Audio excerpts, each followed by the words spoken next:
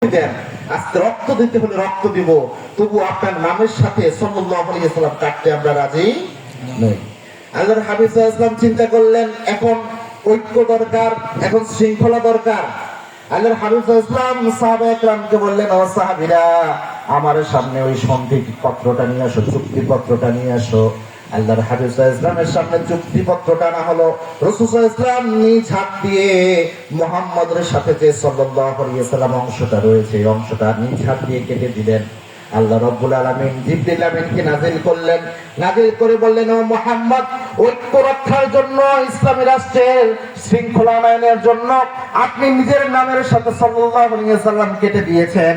দুনিয়ার কাফেররা যদি আপনাকে নবী হিসেবে নাও মানে, পবিত্র কোরআনে আমি আল্লাহ রাব্বুল আলামিন আপনার নামের সাথে রিসালাতের ঘোষণা দিয়ে দিলাম। সুবহানাল্লাহ। আল্লাহ আয়াত নাযিল করলেন, মুহাম্মাদুর রাসূলুল্লাহি ওয়াল্লাযীনা মাআহু আশিদ্দাউ আলাল কুফফারি রুহামাউ বাইনাহুম। আল্লাহু আকবার, আল্লাহু আকবার। কাফেররা সন্ধির মধ্যে রাসূলের নামের সাথে রাসূলুল্লাহ শব্দ কেটে দিয়েছেন।